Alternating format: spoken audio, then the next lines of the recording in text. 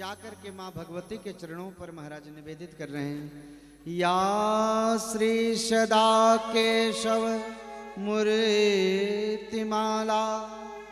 विश्वम्भराया सकलं विभूति या त्वां पुरा सृष्टि करी महेशी हत्रिं त्रिलोकस्य परागुणेभ्यः।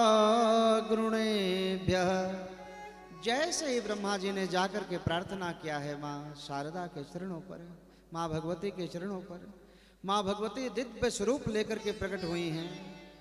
ब्रह्मा जी कहते हैं माँ आपके चरणों पर मेरा प्रणाम स्वीकार करें माँ, दया की भाव लेकर के आया हूँ, कृपा करके मुझ पर दया करिए। माँ भगवती ने कहा ब्रह्मा जी आपको चिंता करने की आवश्यकता नहीं है, वरदान मांगिए, क्या चाहते हैं।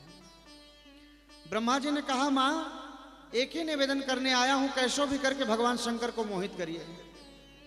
माँ भगवती देवी कहती हैं दुनिया के किसी को ही मोहित करना संभव हो सकता है ब्रह्मा जी, लेकिन मेरे भोले बाबा को मोहित करना उनकी इच्छा पर निर्भर करती है। जब तक मेरे भोले बाबा की करुणा नहीं होगी, इच्छा नहीं होगी, मैं भी मोहित नहीं कर सकती। लेकिन हाँ आपने मेरी बड़ी प्रार्थना की है, इसलिए हे ब्रह्मा जी मैं जरूर प्रयास करूंगी।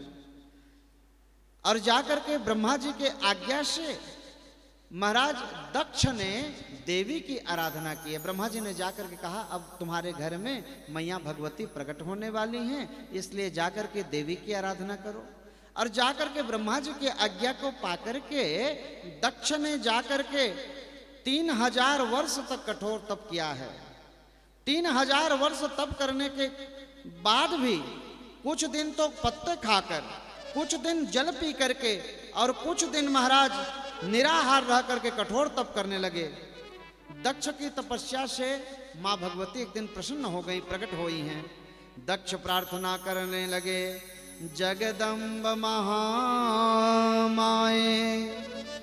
जगदीशे महेश्वरी कृपाकृत्वं नमस्तेस्तु दर्शितं स्वपुरु मम। हे माँ कई हजार वर्षों के तप करने के बाद आपका स्वरूप मुझे दिखाई दिया है। माँ भगवती कहते हैं दक्ष वरदान मांगो पुत्र, क्या चाहते हो। दक्ष ने कहा कि माँ एक ही प्रार्थना करने आया हूं कि आप मेरे घर में प्रकट होकर के आइए और भगवान शिव के साथ में विवाह करिए। देवी ने कहा तुम्हारे वरदान को तो मैं पूरा करने ही आई हूं, जो तुम मांगना चाहते हो मैंने पहले ही जान लिया है। लेकिन हे दक्ष तुम्हारी भक्ति से मैं प्रसन्न हूं, इसलिए तुम्हारी पुत्री मैं अवश्य बनूंगी। लेकिन एक प्रतिज्ञा है, जिस दिन तुमने मेरी अवज्ञा की तो फिर मैं अपने आप शरीर को नहीं बचा पाऊंगी, मेरे नाश का कारण भी तुम ही बनोगे। और दक्ष ही इसका नाश का कारण बना आगे चल करके। और ब्रह्मा की आज्ञा से दक्ष द्वारा मैथुनी सृष्टि का आरंभ हुआ है। दक्ष और उनकी पत्नी आशिनकी दोनों ने जाकर के 10,000 हर्षण पुत्र का उत्पन्न किए हैं। और उसके बाद में जब नारद जी ने उनको बाबा बना दिया कुछ कुट प्रश्न करके, उसके बाद दक्ष ने महाराज 1000 हर्षव नाम के पुत्रों को तपस्या करके प्राप्त किया है। उनको भी नारद जी ने साधु बना करके जंगल की ओर भेज दिया। दक्ष ने नारद जी को एक दिन श्राप दिया, विभवेद भ्रमस्तेत पदम लोके सनई स्थिरा। हे नारद मेरा श्राप स्वीकार करें, क्योंकि इतने कठोर तप करके मैंने पुत्रों को प्रकट किया था और तुमने सबको साधु बना दिया है। आज के बाद तुम कहीं भी 2 घड़ी से ज्यादा एक स्थान पर टिक नहीं पाओगे। ऐसा कह करके महाराज श्राप दे डाला है।